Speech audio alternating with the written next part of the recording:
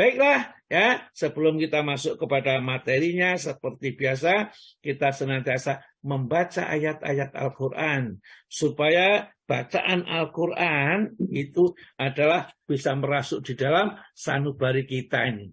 Karena Nabi mengingatkan kepada kita, khairukum man ta'alamal Quran wa alamahu, ya. Sebaik-baiknya di antara kalian adalah orang yang belajar Al-Quran atau mengajarkan Al-Quran. Yang maka dari itu kita juga baca Al-Quran. Karena pahalanya membaca terbata-bata saja 2 kali lipat. Kalau membaca baik sangat indah bersama dengan malaikat muqarrabin. Masya Allah ya. Ini tentu yang dikaruniai oleh Allah khusus ya. Kalau bacaannya bagus, mau membaca, suaranya indah. Ya, ini karunia Allah ya. Yang mungkin nggak bisa dibeli. Karena memang suara itu, pita suara itu karunia juga dari tapi membaca benar itu bisa dipelajari karena ada ilmunya. Meskipun suaranya tidak begitu bagus barangkali, tapi bacanya benar. Dan di dalam Al-Quran yang penting bacanya benar. Bukan bagusnya. Kalau bisa bagus ya bagus, ya lebih bagus. Tapi kalau tidak, yang penting benar bacaannya, tidak sampai salah berubah maknanya di dalam Al-Quran. Monggo silahkan Bapak Agus ya. Pak Arif Ustaz. Oh Pak Aris Sudarwo, monggo Pak Arif sudah siap kelihatannya mau membacakan ayat Quran. Monggo Pak Arif dibaca perlahan-lahan saja, kemudian diterjemahkan, juga tidak perlu tergesa-gesa. Belajar ilmu itu memang butuh kesabaran, ya. Ya seperti orang kalau ingin misalnya jeroannya ayam, ya itu ya nggak bisa langsung diambil jeroannya begitu kan, disembelih dulu, dibubuti ulunya, kemudian baru dibedah diambilnya. Jadi harus kita sabar dulu untuk mendapatkan inti agama yang sesungguhnya. Kita perlu kesabaran. Monggo Pak siapa ini Pak Arif Sugiarto untuk membacakan. Assalamualaikum warahmatullahi wabarakatuh. Waalaikumsalam warahmatullahi wabarakatuh. Surat Al-An'am ayat 160 sampai dengan 164. A'udzu billahi minasy syaithanir rajim. Bismillahirrahmanirrahim. Man jaa'a bil hasanati falahu asyru amsalihha wa man jaa'a bisyai'ati fala yujza illa mislaha wa hum la yuzlamun. Qul innani hadani rabbi ila siratim mustaqim.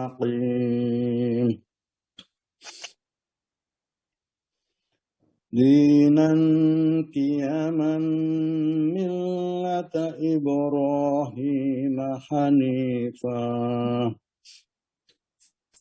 Wa ma kana minal musyrikin.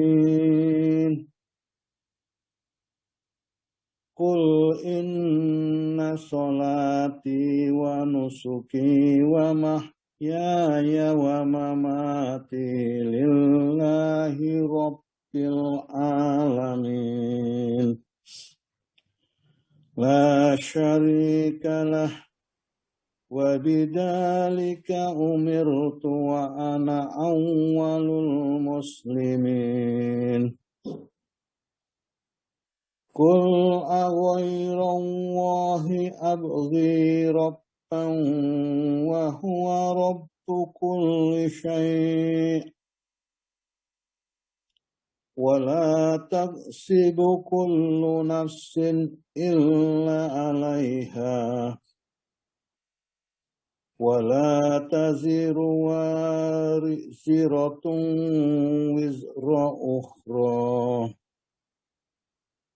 Summa ila rabbikum marji'ukum fayunabbi'ukum bima kuntum fihi tahtalifun. Shadaqallahul adzim. Aku berlindung kepada Allah dari godaan setan yang terkutuk dengan nama Allah yang Maha Pengasih, Maha Penyayang. Barang siapa berbuat kebaikan, mendapat balasan 10 kali lipat amalnya. Dan barang siapa berbuat kejahatan, dibalas seimbang dengan kejahatannya. Mereka sedikit pun tidak dirugikan. Katakanlah Muhammad, sesungguhnya Tuhanku telah memberiku petunjuk ke jalan yang lurus. Agama yang benar, agama Ibrahim yang lurus. Dia, Ibrahim, tidak termasuk orang-orang musyrik. Katakanlah Muhammad, sesungguhnya salatku, ibadahku, hidupku dan matiku hanyalah untuk Allah, Tuhan seluruh alam. Tidak ada sekutu baginya, dan demikianlah yang diperintahkan kepadaku, dan aku adalah orang yang pertama-tama berserah diri. Katakanlah Muhammad, apakah patut aku mencari Tuhan selain Allah? Padahal dialah Tuhan bagi segala sesuatu. Setiap perbuatan dosa seseorang, dirinya sendiri yang bertanggung jawab, dan seseorang tidak akan memikul beban dosa orang lain.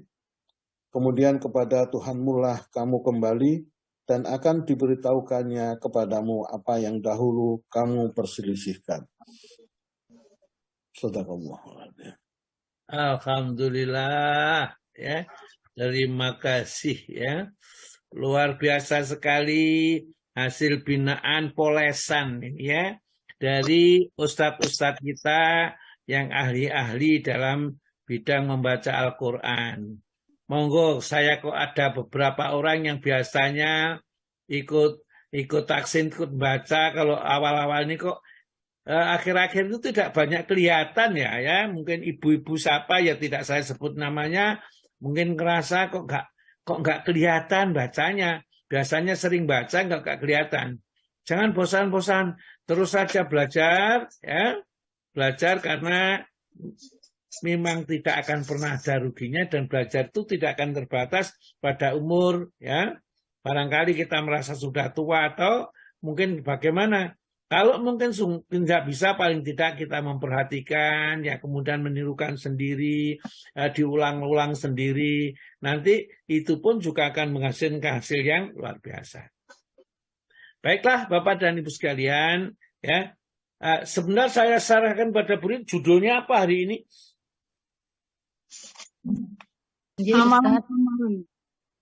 Judulnya tadi amalan-amalan utama bagi seorang muslim menurut Al-Quran dan Sunnah. Ya, baiklah ya, nanti kita lanjutkan tuh. Yang pertama di awal ayat ini yang kita baca ini, Allah Ta'ala berfirman, man ja'a bil hasanati, ya, bil hasanah, ya, man ja'a, barang siapa yang datang, ya, besok di hari kiamat bil hasanati, dengan kebaikan iman yang benar, ya, iman yang tidak tercampur kepada kesyirikan. Falahu, maka baginya asyra amsalihah, akan mendapat balasan 10 kali lipat minimal dari seluruh amal-amal yang diperbuat. Karena bagi orang-orang yang kafir, mereka tidak akan mendapat balasan. Jadi orang yang beriman, man ja'a bil hasanati falahu asyra amsalihah, ya. Nah, itulah yang akan diberikan oleh Allah Subhanahu wa Ta'ala, seperti yang disebutkan di dalam surat Al-Baqarah ayat 261, masalul ladzina yunfiquna amwalahum fi sabilillah kamathali habatin ambatat sab'a sanabila fi kulli sumbulatin mi'atu habbah wallahu yudha'ifu liman yasha wallahu wasi'un alim. Maka Pak Tomo dibaca. Ya Ustaz. Perumpamaan nafkah yang dikeluarkan oleh orang-orang yang menafkahkan hartanya di jalan Allah adalah serupa dengan sebutir benih yang menumbuhkan 7 butir. Pada tiap-tiap butir 100 biji. Allah melipat gandakan ganjaran bagi siapa yang Dia kehendaki, dan Allah maha luas karunia-Nya, lagi maha mengetahui. Iya, itulah yang dijanjikan Allah. Beramal baik syaratnya beriman. Dan juga nanti di dalam ayat itu syaratnya juga tidak mengungkit-ungkit pemberian kepada orang yang diberi, baru ada nilainya. Tapi kalau mengungkit-ungkit dengan yang diberikan, ini sudah pernah kita bicarakan, maka amalnya itu akan jadi batal. Maka di dalam ayat 264 surat Al-Baqarah ini kan, ya ayyuhalladzina amanu la tubtilu shadaqatikum bil mani wal adha. Wahai orang-orang yang beriman, jangan kamu batalkan, kamu rusak pahala sedekahmu itu dengan menyebut-nyebut dan menyakiti hati orang yang diberi, ya. Kemudian ayat berikutnya, wa man jaa bisayyi'ah, ya. Barang siapa datang besok di hari kiamat dengan membawa keburukan, kekafiran, ya, kemudian dosa dari amal yang dilakukan, fala yujza, maka tidaklah ia dibalas ila misla, kecuali seperti itu saja, ya. Wahum la yuzlamun, dan mereka tidak diperlakukan secara zalim oleh Allah Subhanahu wa taala. Artinya Allah itu maha adil. Jadi tidak mungkin kalau memperlakukan hambanya tidak adil. Kalau kita suatu saat kena bencana, kena keburukan, itu adalah dampak buruk dari perbuatan maksiat yang kita pernah lakukan. Bahkan sedang kita lakukan atau rencana kita lakukan, kemudian ditegur oleh Allah Subhanahu wa taala. Karena Allah taala itu adil, tidak pernah berbuat zalim. Dalam satu hadis Rasulullah bersabda, Allah Ta'ala berfirman, ya ibadi, inni haramtu dzulma ala nafsi wa ja'altuhu bainakum muharraman fala tazlamu. Wahai hambaku, ya, sesungguhnya aku telah mengharamkan atas diriku berbuat aniaya, berbuat zalim. Oleh karena itu aku jadikan kezaliman sama kalian itu juga sesuatu yang diharamkan oleh Allah. Jadi Allah tidak pernah berbuat zalim kepada hambanya. Kalau hambanya mendekat satu jengkal, ya, maka Allah akan mendekat satu hasta. Jadi artinya rahmatnya Allah lebih cepat akan diberikan kepada orang yang mendekat kepada Allah dengan sungguh-sungguh. Kalau dia datang kepadaku dengan berjalan, aku sambut dengan berlari. Artinya rahmat Allah menjadi lebih cepat lagi bagi orang-orang yang ingin menyambut panggilan Allah. Kita bisa lihat orang-orang yang mendapat hidayah itu.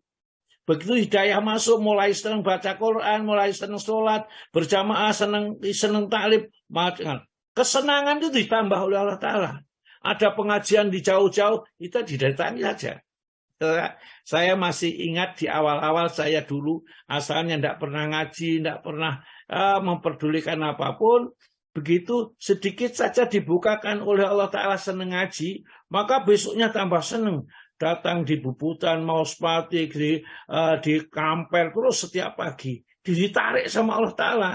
Ada pengajian di Hidayatullah, datang lagi ke sana. Ada pengajian di Porong, ya, di Sharing, itu kita datang juga. Padahal pulangnya sampai malam di rumah itu sampai dan 12 malam, ya.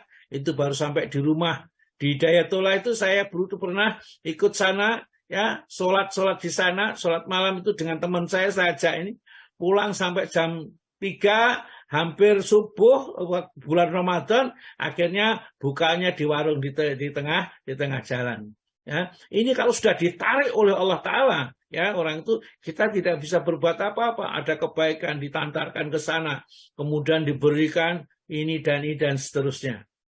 Seperti kalau maka dari itu di kajian Asifah itu di sesinar itu bukan digawe-gawe, saya memang senang, ya, ditarik oleh Allah Ta'ala, ditunjukkan yang baik, sampaikan apa yang kamu tahu, ya.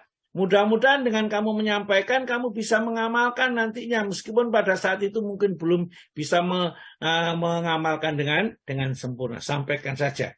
Ya. Itulah, ya, Allah Ta'ala sudah membuat aturan-aturan kayak gitu. Ya. Dalam satu hadis Rasulullah mengatakan, Innallaha katabal hasanata wa sayyi'at.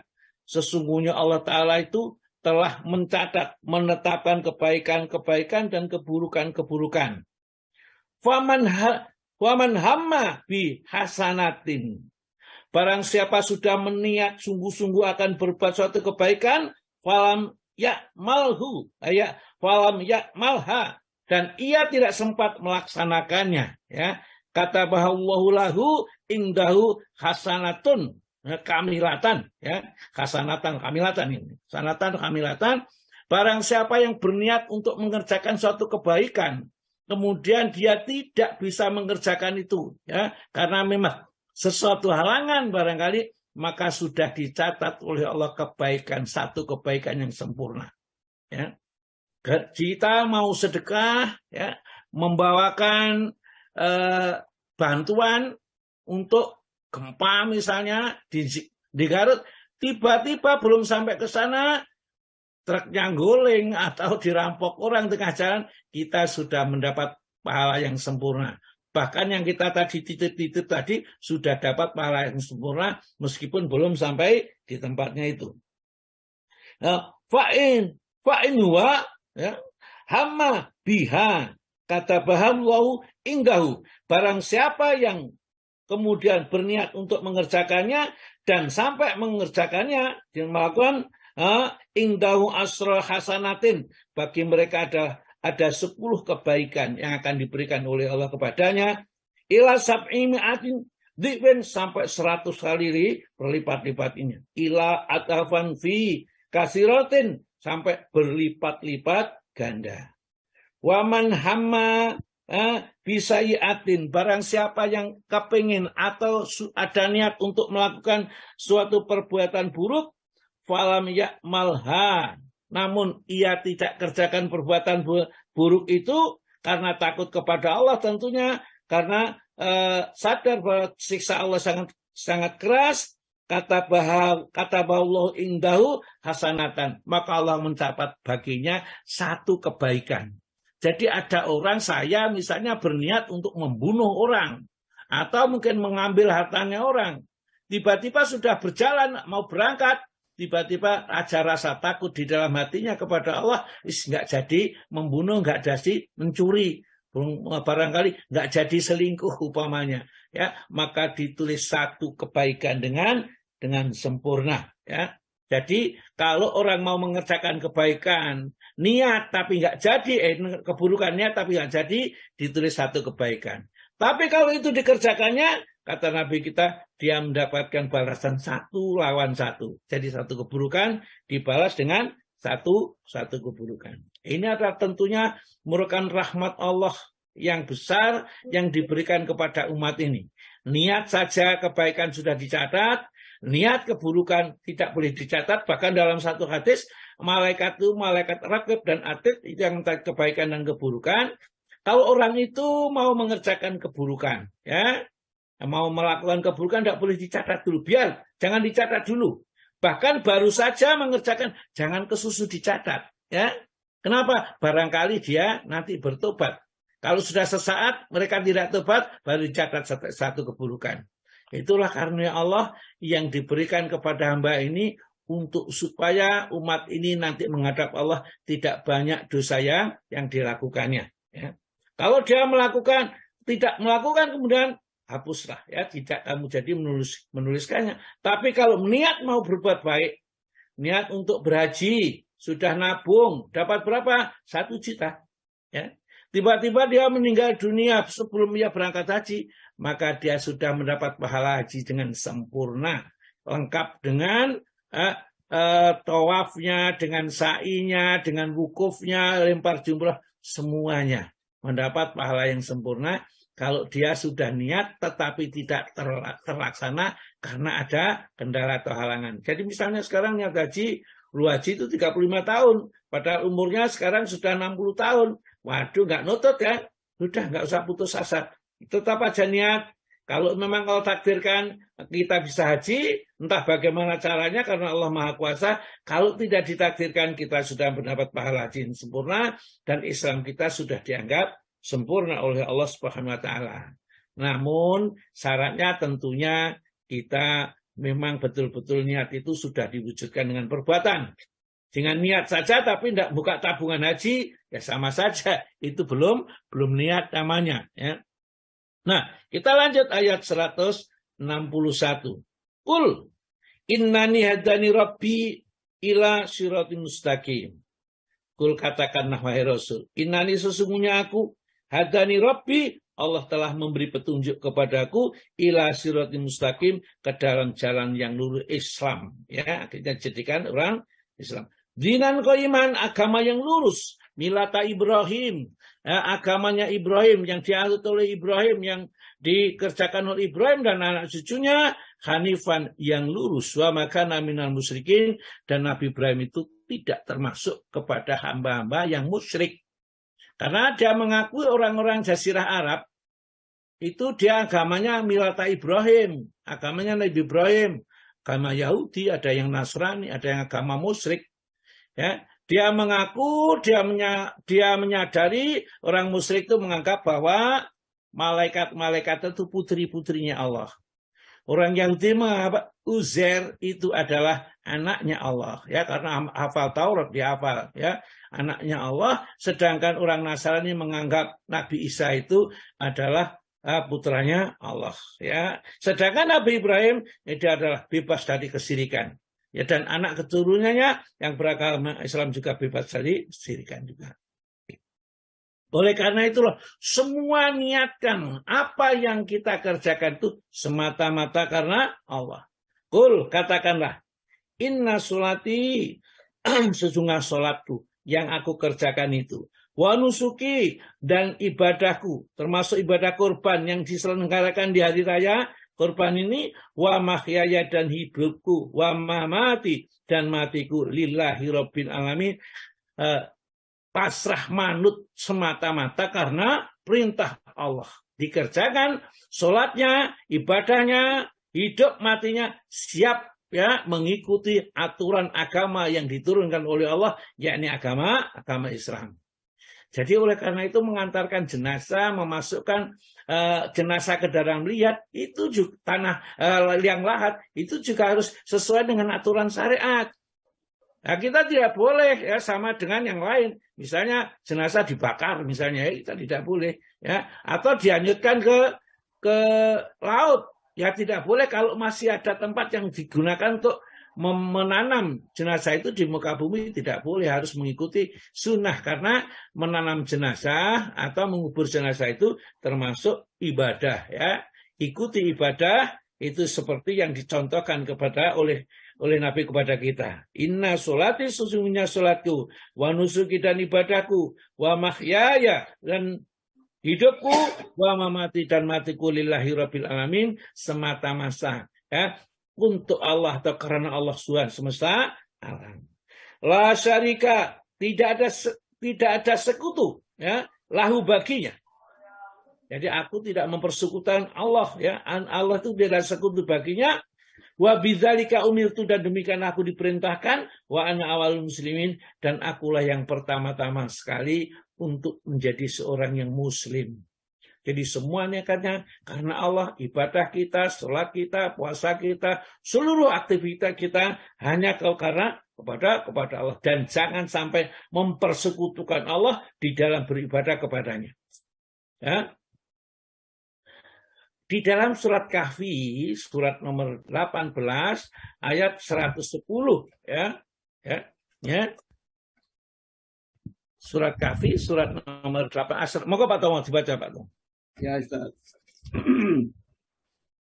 Katakanlah, sesungguhnya aku ini hanya seorang manusia seperti kamu, yang diwahyukan kepadaku, bahwa sesungguhnya Tuhan kamu itu adalah Tuhan yang Maha Esa.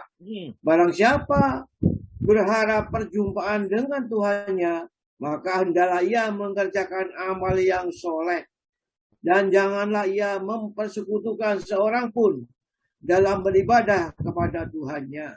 Iya. Faman kana yarju liqa'a rabbih, barang siapa yang besok ingin ketemu Allah di surga, masuk surga, fal ya'mal amalan sholihah, maka hendaklah kamu beramal dengan amal yang soleh. Amal yang soleh itu semua amal wala yusyrik bi ibadati rabbi ahada, dan jangan sampai kamu beribadah kepada Allah itu tercampur kepada syirik, ya. Alladzina amanu walam yalbisu imanahum bidzulmin ulaika lahumul amnu wa hum muhtadun, ya.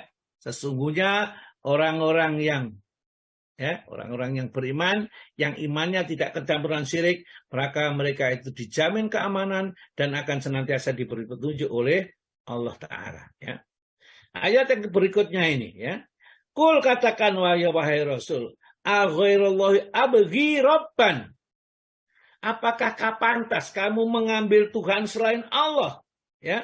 Wa rabbi kulli syai'. Padahal Allah lah Rabbnya, yang penciptanya, pemeliharanya. Ya, segala sesuatu itu cuma Rabb, termasuk kita itu yang menciptakan adalah Allah, itu Rabb kita. Apakah pantas kita mengambil Rabb selain Allah, padahal dialah yang menciptakan, mengerob segala sesuatu. Wala taksibu kullu nafsin illa 'alaiha. Dan tidaklah seorang yang berdosa melakukan suatu perbuatan maksiat yang dilarang oleh Allah itu, kecuali dampak dosa itu akan menimpa dirinya sendiri. Jadi kesalahan dosa tidak bisa ditimpakan kepada orang lain. Dia sendiri yang akan merasakan dampak dosa itu. Wala taziru waziratun wizra ukhra. Orang yang berdosa tidak dapat memikul dosa orang lain. Jadi dosa waris itu tidak ada di dalam Islam ini. Jadi masing-masing manusia menanggung dosa sudah sendiri. Demikian juga amal. Mereka itu beramal untuk dirinya sendiri. Ya. Jadi siapa yang beramal soleh itu untuk dirinya sendiri, dan siapa yang beramal jahat itu untuk dirinya sendiri juga, akan menimpa kepada dirinya. Ya. Man amila sholihan fali nafsi, barang siapa yang beramal soleh untuk dirinya sendiri. Jadi tidak bisa kita nanti mengandalkan, ya, kalau saya nanti mati setiap Jumat Legi panggil orang-orang itu disuruh kirim ini, kirim Fatihah, kirim apa ya. Kemudian tatkala mati tidak ada. Maka Nabi juga tidak mengajarkan, sahabat tidak melakukan. Maka sebaik-baiknya contoh yang kita teladani adalah contoh amalnya para sahabat, karena sahabat itulah yang tahu tatkala wahyu diturunkan.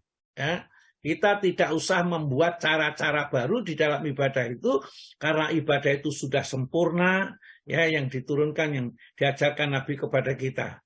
Kemarin Pak Sulis menerangkan ada 1000 sunnah, itu mah tidak hanya 1000, lebih dari itu. Ini 1000 sunnah sebagian saja. 1000 sunnah yang perlu kita tegakkan, ya. Di antara tadi yang dibaca oleh Pak Asbar tadi, sholat berjamaah, ya, mungkin sedekah, mungkin belajar ilmu, dan seterusnya, banyak sekali sunnah-sunnah yang bisa kita kerjakan. Oleh karena itu tidaklah terbuka peluang sedikit pun untuk berbuat bid'ah, tidak ada. Ya, kecuali kita mengikuti sunnah. Cara mengantarkan orang mati sudah diajarkan oleh Nabi. Cara memasukkan ke liang lahat sudah diajari. Bagaimana membuat liang lahat sudah diajari. Ya, kita sudah sempurna bagaimana sholat jenazah. Ya, apa yang dikerjakan itu sudah, sholat jenazah sudah. Kalau sudah sholat jenazah sudah, setelah itu dibawa jenazah itu ke makam untuk dimakamkan. Tidak ada acara-acara kemudian yang lain, kemudian baca ini, dihadiahkan kepadanya, tidak ada. Ya. Karena itu bukan ajaran agama kita yang diajarkan oleh Allah lewat Rasulnya, ya lebih baik jangan kita laksanakan. Ya. Kalau mau melaksanakan, ya monggo saja, ya. Karena apa? Barangkali ya. Tapi kita tidak boleh, ya, beribadah itu untung-untungan, ya. Barangkali iya, barangkali tidak. Padahal sudah ada man amila amalan laisa alaihi amruna wa waradun. Amal-amalan yang tidak kami contohkan, yang tidak kami perintahkan di dalam agama itu, amal itu rodun, tertolak, tidak dinilai sama Allah, dibuang, ya. Wa qadimna, ya, ma'aminu, dan kami hadapi semua amal mereka, dan kami jadikan debu yang berterbangan. Itu kalau tidak mengikuti sunnah. Jadi orang berdosa tidak akan memikul dosanya orang lain. Summa ila rabbikum marji'ukum, kemudian kepada Rabb kalian akan dikembalikan, fa yunabbi'ukum bima kuntum ta'malu fihi, fi takhtalifun, dan kemudian kamu akan diberikan tahu besok di akhirat di mana kamu senantiasa berselisih. Ya, diingatkan itu berselisih. Ini kan pendapat ini, pendapat ini, pendapat ini. Sudah Qur'annya begitu, hadisnya begitu, sudah itu aja sudah. Ya. Selesai pendapat bisa benar, bisa salah. Tapi yang jelas kalau dari penjelasan Rasulullah sudah cukup dan tidak perlu ditakwil-takwil, maka sudah itu saja kita laksanakan. Baiklah, kita lanjutkan kepada amalan-amalan ya yang harus dikerjakan oleh seorang muslim menurut Al-Quran dan As-Sunnah. Saya awali dari surat yang terpendek ya di dalam Al-Quran, surat Wal Asri innal insana lafi khusr. Surat nomor berapa itu? Ada yang ingat Ibu surat Wal Asri? 103. 100? Bukan. Kok masa 103? Oh ya 103 Pak. Ya, Wal Asri innal insana lafi 103 ya. Monggo Pak Tomo dibaca terjemahnya Pak Tomo. Demi masa, sesungguhnya manusia itu benar-benar berada di dalam kerugian, kecuali orang-orang yang beriman dan mengerjakan amal soleh dan menasihati supaya mentaati kebenaran dan menasihati supaya menetapi kesabaran. Ya, betapa sempurnanya ajaran agama kita ini.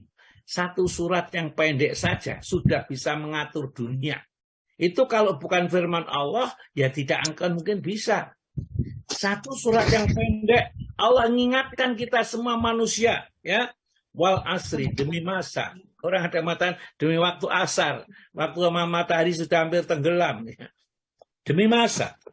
Innal insana, ya, sesungguhnya manusia itu lafi khusrin, benar-benar sungguh-sungguh dalam keadaan rugi. Artinya semua manusia akan rugi besok tatkala menghadap kepada Allah kalau mereka tidak mengerti bagaimana tata cara yang benar untuk hidup di dunia ini. Dan Allah mengaturkan ilal ladzina amanu, kecuali orang yang beriman wa amilus sholeh disertai dengan amal soleh, itulah mereka yang tidak akan rugi besok di akhirat, ya. Wa tawassaw bil haq, dan saling berpesan, menasihati seperti kajian ini, saling menasihati, saling memberikan masukan, memberikan apa satu sama lain, berpesan dengan kebaikan, wa tawassaw bis sabr, dan juga berpesan dengan kesabaran, karena hidup di dunia itu semua itu pasti pakai ujian. Tidak ada orang yang hidup tidak pakai ujian. Karena itulah dengan disebutkan di surat Wal Asri tersebut, manusia orang itu harus mencari ilmu, ya, harus mencari ilmu. Kalau kita tidak punya ilmu, bagaimana kita akan selamat besok di akhirat tanpa kita mendapatkan ilmu untuk selamat? Itulah sebabnya Allah Ta'ala Rasulullah menjelaskan kepada kita, man salaka tariqan yaltamisu fi ilman, barang siapa yang menempuh suatu jalan untuk mencari ilmu, syahallallahu lahu tariqan ilal jannah, maka Allah akan memudahkan jalan untuk menuju surga. Maksudnya akan dimudahkan, hidayah itu diterima, dan dengan sebab hidayah itulah maka Allah akan mengkaruniakan surga kepadanya. Bahkan dalam satu hadis Rasul mengatakan, man ghadra ilal masjidi, barang siapa berpagi-pagi ke masjid, itu akan maksudnya bersegera masuk masjid kalau sholat itu sudah mau dilaksanakan atau di masjid itu ada sesuatu taklim misalnya.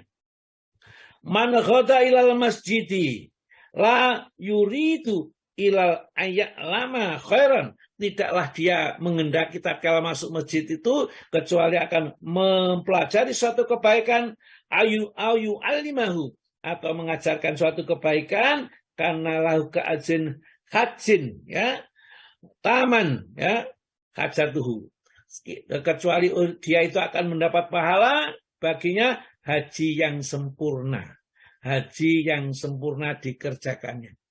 Jadi orang yang sergap ke masjid niatnya satu, ya, satu memakmurkan rumah Allah, kalau ada di sana ada taklim, belajar di sana, di masjid itu, niatnya itu, maka di samping menerima pahala sholat berjamaah, ya, memakmurkan masjid, maka perjalanan itu dihitung juga sebagai haji yang sempurna dikerjakannya. Jadi kita harus memang mencari ilmu.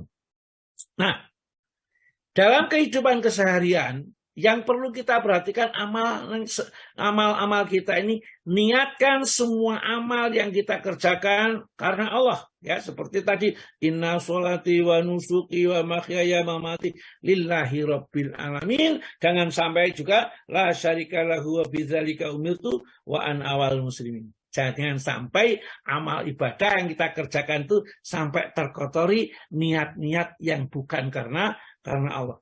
Niatnya semata-mata karena Allah.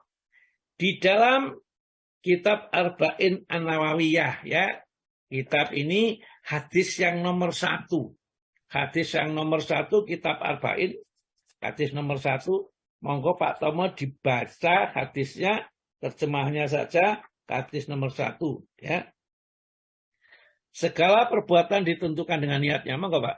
Dari Amirul Mukminin Abi Hafs Umar bin Khattab radhiyallahu ia berkata, saya mendengar Rasulullah SAW bersabda, sesungguhnya setiap perbuatan tergantung niatnya, dan sesungguhnya setiap orang akan dibalas berdasarkan apa yang dia niatkan. Siapa yang hijrahnya karena ingin mendapatkan keridhaan Allah dan Rasulnya, maka hijrahnya kepada keridhaan Allah dan Rasulnya. Dan siapa yang hijrahnya karena menginginkan kehidupan yang layak di dunia atau karena wanita yang ingin dinikahinya, maka hijrahnya akan bernilai sebagaimana yang dia niatkan. Ya, inilah di dalam kitab-kitabnya Imam Nawawi, Imam Bukhari, ya, kemudian dalam kitab Al-Adhar ini disebutkan niat itu penting, ya, karena agama kita itu isinya harus dua, satu masalah-masalah dohir atau perbuatan dan masalah-masalah batin atau hati, namanya niat. Jadi kalau antara niat dan dohirnya, ya, itu terwujud, maka itu jadilah amal soleh. Maka amal soleh itu niatnya karena Allah dan dikerjakannya sesuai dengan yang dicontohkan oleh Rasulullah dan sesuai dengan syariat, itu baru jadi amal soleh. Bahkan Imam Ahmad, Imam Syafi'i mengatakan bahwa niat ini adalah sepertiga ilmu. Karena ilmu itu satu hati yaitu niat, ya, dua ucapan yaitu ucapan lidah, yang ketiga adalah perbuatan. Maka niat itu adalah penting. Yang membedakan kita dengan tradisi itu adalah karena niat. Sama-sama mandinya, tapi kalau kita tidak niatkan mandi janabah, menghilangkan hadas besar, maka mandinya ya cuma seger saja. Hadas besar tidak akan bisa hilang. Sama-sama membasuh muka, tangan, kaki, kalau tidak diniati wudhu, ya tidaklah, ya, menjadi amal ibadah. Bahkan amalan yang mubah, ya, itu kalau diniatkan untuk mencari keridhaan Allah, maka amalan yang mubah itu menjadi amalan ibadah yang disukai atau diberi pahala oleh Allah Ta'ala. Karena Rasulullah bersabda, man ata firasahu, barang siapa yang mau tidur, ya, wawayanwi, padahal dia berniat ayakuma yusoli minalaili, untuk bangun malam, sholat malam 2 rakaat. Ya, bangun malam gitu aja, ya. Jadi siapa yang tidur, sebelum tidur itu sudah niat nanti malam bangun malam. Jadi tatkala tidur sudah niat itu, ya. Wa ghalabatu ainuhu, maka dia dikalahkan oleh matanya, kebablasan tidur itu, ya. Hatta yusbiha, sampai waktu subuh, maka kata Nabi kita, kutiba lahu manawa, maka akan diberi pahala apa yang diniatkan. Maksudnya dia diberi pahala sholat malam, ya, pahalanya sempurna. Wanawahu, dan tidurnya, wakana naumahu, dan adalah tidurnya itu sedekatan, merupakan sedekah alaihi atasnya mirobi, dari Robnya. Jadi kalau kita mau tidur dengan niat untuk sholat malam, maka kita sudah mendapat pahala sholat malam. Meskipun tertidur enggak bangun malam sampai pagi. Tapi niat itulah keutamaan kita berniat setiap perbuatan baik. Tetapi kalau perbuatan jahat tidak bisa diniatkan. Jadi misalnya mencuri, niatkan untuk sedekah tidak bisa, ya.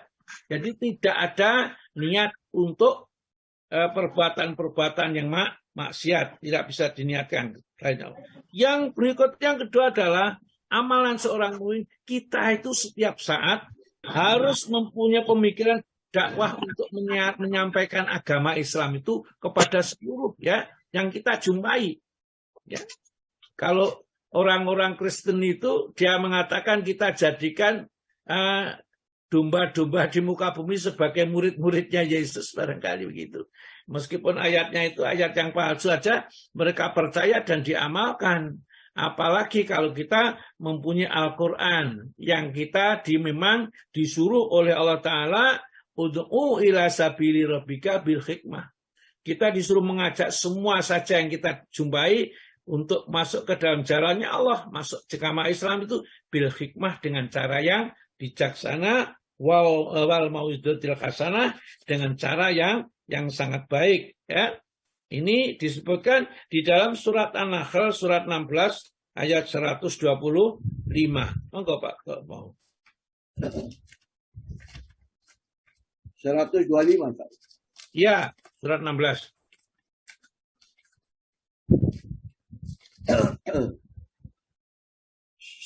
Manusia kepada jalan Tuhanmu dengan hikmah.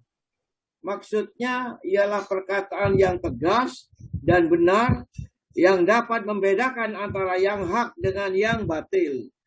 Dan pelajaran yang baik, dan bantahlah mereka dengan cara yang baik. Ya. Sesungguhnya Tuhanmu, dialah yang lebih mengetahui tentang siapa yang tersesat dari jalannya, dan dialah yang lebih mengetahui orang-orang yang mendapat petunjuk. Ya. Jadi berikutnya yang kita setelah kita dakwah, yang mengajak orang supaya menempuh jalan seperti yang kita tempuh, jangan sampai mereka tersesat. Terangkanlah yang benar berdasarkan Al-Quran dan Sunnah dengan cara yang cukup bijaksana. Kalau mau adu dalil, ya silakan diadu dalil dengan cara yang bijak, yang baik. Jangan sampai saling berbaku hantam. Yang berikutnya, yang ketiga adalah bertaubat kepada Allah.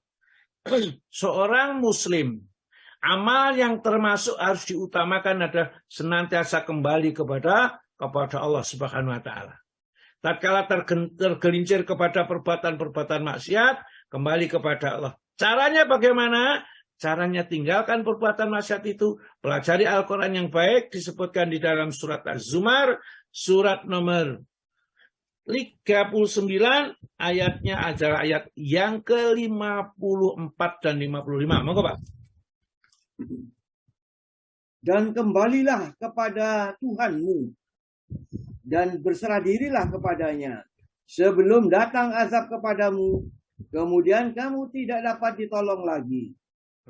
Dan ikutilah sebaik-baik apa yang diturunkan kepadamu dari Tuhanmu.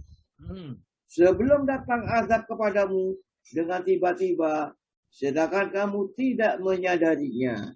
Ya, itulah yang harus kita kerjakan. Bertobat dari segala dosa, itu segera kita lakukan sebelum kita terlambat. Caranya bagaimana? Ittabi'u ahsanama unzila ilaikum. Ikutilah sebaik-baik yang diturunkan oleh Allah kepadamu, ya, dari Tuhanmu, yaitu belajar Al-Quran. Kata Nabi kita, lau ta'lamuna ma a'lamu. Kalau seandainya kamu bisa mengetahui apa yang aku ketahui, ya, berupa ancaman, siksaan, ya, orang-orang yang dimasukkan neraka, yang dapat siksa kubur begitu, ya, dahsyatnya menakutkan ini, sampai Nabi kita mengatakan, lau ta'lamuna, sekiranya kamu sekalian itu pada mengetahui semua, ma'a'lamu, seperti apa yang aku ketahui, ladhahiktum, maka pastilah kamu tertawa qalilan sedikit. Pasti kamu sedikit tertawa, wala bakaitum, dan kamu akan bakaitum itu menangis ya, kasiran yang banyak. Jadi seandainya akhirat itu dinampakkan, seperti Rasulullah nampak akhirat, nampak orang yang disiksa di dalam kubur, maka kita itu, kata Nabi kita itu, sedikit sekali kita tertawa dan banyak sekali kita menangis. Karena menyesali kenapa perbuatan-perbuatan yang selama ini kita kerjakan kok dosa semuanya. Ya. Oleh karena itulah Allah mengingatkan kepada kita bagaimana ya di dalam Al-Quran surat Al-Furqan ayat 68, 69 dan 70 ya. Itu orang-orang yang melaksanakan dosa-dosa besar yang dibenci oleh Allah dan bagaimana cara tobat mereka supaya mereka mendapat pengampunan dari Allah Subhanahu wa taala. Monggo, Pak. Dan orang-orang yang tidak menyembah Tuhan yang lain beserta Allah dan tidak membunuh jiwa yang diharamkan Allah membunuhnya kecuali dengan alasan yang benar dan tidak berzina, dan barang siapa yang melakukan demikian niscaya ia mendapat pembalasan dosanya.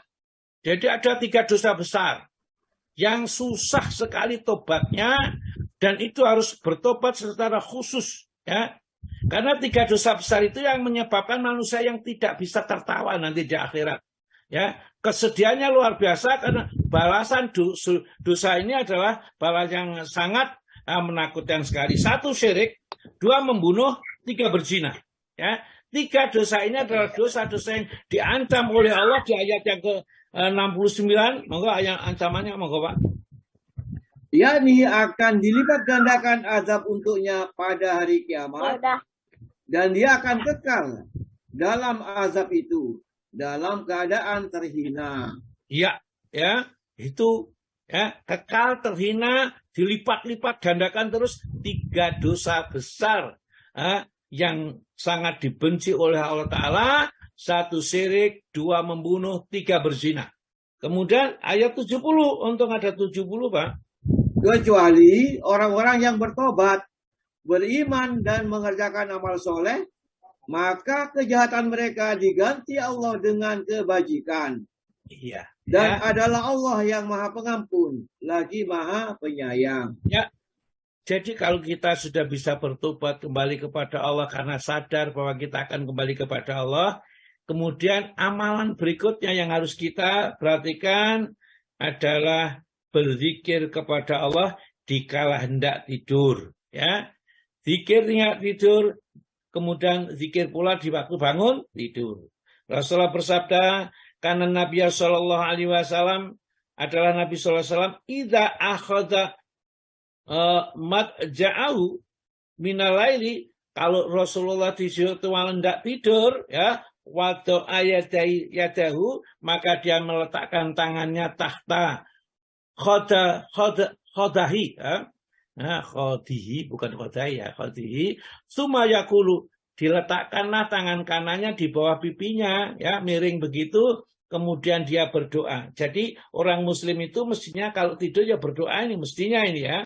Allahumma bismika amut wa ahya. Allahumma bismika amutu wa ahya. Ya, dengan namamu ya Allah, ya. Aku mati dan aku hidup. Mati tatkala tidur itu dianggap mati, dan tatkala bangun lagi itu dianggap hidup. Wa idzas taqadha, ya, kalau mereka itu bangun tidur, faqala, itu Nabi itu bangun tidur, faqala Nabi juga membaca alhamdulillahilladzi ahyana ba'da ma amatana wa ilaihin nusur, ya. Segala puji bagi Allah, ya, yang telah menghidupkan kami setelah baru saja mematikan kami. Wa ilaihi nusur, dan kepadanya lah kami akan dikumpulkan lagi besok di hari kiamat. Ini termasuk amal kita, bahwa kita kalau tidur harus berdoa amalnya. Yang berikutnya adalah sebaiknya seorang muslim itu suka memberi makan, ya. Suka memberi makan orang-orang yang mempunyai kekurangan gitu ya. Kalau kelihatan lapar dikasih makan. Di dalam surat Al-Insan surat nomor 76. 76 ayat 8 dan ayat 9. Monggo Pak.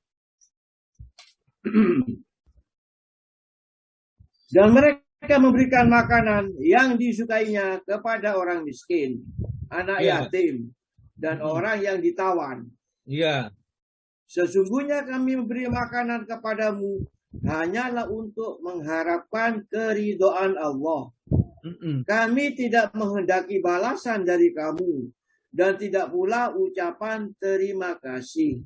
Jadi memberi makan itu termasuk amalan yang juga harus difikirkan oleh seorang muslim. Maka dari itu sekarang itu kan ada Jum'ah Barokah, ya biasanya itu memberi makan kepada orang-orang yang Jumatan, padahal mereka tidak menginginkan, ya menginginkan seperti itu. Tapi begitu ada Jum'ah Barokah, masjidnya tambah ramai, yang Jumatan tambah umum. Jadi bagaimanapun juga kebaikan itu memang dianjurkan. Jadi di dalam ayat ini Allah Ta'ala menjelaskan bahwa orang yang masuk surga itu cirinya wayut'imunat to'ama, dan mereka memberikan makanan ya ala hubi, atas yang disukainya. Jadi makanan bukan makanan buangan, ya pokok memberi makan bukan, tapi makanan yang layak untuk dirinya sendiri. Ya ala hubi, miskinan kepada orang miskin, wayatiman dan kepada orang yatim, wa asira dan orang yang tertahan yang tidak bisa mencari nafkah. Kemudian dia hanya mengandalkan pemberian orang lain, misalnya orang yang cacat, orang yang lumpuh, orang yang menderita ya apa itu namanya itu, ya itu mempunyai kecacatan, cacat salah satu cacat tubuhnya ini. Ya. Inna manut'imukum, sesungguhnya kami memberi makan pada mereka itu liwajihillah, ya hanya semata-mata mengharap ridho Allah. La nuridu minkum jazaan, kami tidak mengharapkan kepada mereka balasan, wala syukur, dan juga tidak ada ucapan terima kasih. Itu tidak menginginkan seperti itu. Dalam hadis Rasulullah menjelaskan bahwa tatkala Rasulullah datang dari Mekah ke Madinah, yang disambut oleh berbondong-bondong orang, termasuk Abdullah bin Salam pada saat itu seorang Yahudi, ingin menyaksikan apakah cocok dengan kitabnya bahwa yang datang untuk hijrah di kota Madinah ini Nabi yang sudah disebutkan di dalam kitabnya, kitab Tauratnya. Karena di dalam kitab Tauratnya disebutkan dan nanti ada hijrah dari kota Mekah ke Madinah, kalau ada dari kota dilahirkan ini ke kota yang lain. Diperhatikan bahwa memang wajahnya bukan wajah pendusta dan orangnya memang pantas sekali itu menjadi nabi. Dan pertama-tama yang didengar adalah dia mengatakan, ya ayuhan nas, wahai manusia, absu salam, terbarkan salam, wa'atimu to'am, dan berilah makan, wasilul arham, dan hubungilah kaum kerabat atau silaturahim, wasallu bilaili wan nasuniyam, dan sholatlah kamu di waktu malam tatkala manusia sedang tidur, tadkhulu jannata bisalam, tentu kamu masuk surga dengan selamat. Ya saya selipkan lagi satu ini. Dan orang muslim itu amalnya adalah senantiasa membaca Al-Quran, apakah satu ayat atau beberapa ayat atau beberapa surat tertentu, ya. Yang penting bahwa setiap hari jangan pernah meninggalkan tidak membaca Al-Quran sama sekali. Bacalah Al-Quran, ya. Rasulullah menggambarkan orang yang membaca Al-Quran dan orang itu beriman, maka bagikan buah jeruk, utrijah itu ya, katanya buah jeruk yang harum baunya dan manis rasanya. Kalau orang itu orang beriman tidak ya, orang yang beriman kemudian membaca Al-Quran, ya membaca Al-Quran atau tidak suka membaca Al-Quran barangkali ini, ya. Jadi dalam hadis ini perumpamaan orang-orang mukmin yang membaca Al-Quran adalah seperti jeruk, ya, rasanya enak, manis, dan aromanya harum, ya. Orang mukmin yang tidak membaca Al-Quran seperti kurma yang rasanya manis, tetapi tidak ada bau, tidak ada baunya, tidak terasa sama sekali baunya. Ya memang bau bagus, tapi tidak ada baunya. Kalau orang munafik, orang fajir membaca Al-Quran, maka seperti buah itu mojo itu barangnya ya, yang rasanya pahit, baunya pun juga tidak enak ya. Jadi baunya, rasanya tidak. Itulah maka dianjurkan kita membaca Al-Quran minimal barangkali Rasulullah bersabda, inna suratan, sesungguhnya ada satu surat minal Qur'ani dari Quran itu salasuna ayatan yang jumlah ayatnya 30, syafaat yang dapat memberi syafaat rirojuli pada seseorang, kata hufirolahu, sehingga dosa-dosanya diampuni. Wahya surat itu adalah Tabarakalladzi biyadil mulku wa huwa ala kulli syai'in qadir, yaitu surat Al-Mulk, surat yang nomor 29 awal juz 20 ayatnya 60, suratnya 67 awal juz 29. Tabarok dianjurkan untuk membaca surat ini karena surat itu akan menyebabkan Allah mengampuni dosa-dosanya. Ya. Juga mungkin kalau ada susah, bacalah sini kata Qul huwallahu ahad itu adalah sepertiga dari Al-Quran. Qul ya ayyuhal kafirin itu adalah seperempat dari Al-Quran. Bukan maksudnya membaca Qul huwallahu ahad 3 kali itu sama dengan nilainya khatam Al-Quran penuh, bukan. Tapi Qul huwallahu ahad itu sepertiga Al-Quran, maknanya Al-Quran itu terdiri dari muamalah, kemudian ibadah dan tauhid, ya. Sedangkan Qul huwallahu ahad itu adalah terdiri dari tauhid, jadi sepertiga dari Al-Quran itu adalah surat Al-Ikhlas itu, karena isinya tauhid murni. Baiklah, sampai sini saya kira saya cukupkan dulu. Nanti kita lanjutkan dengan sesi yang kedua.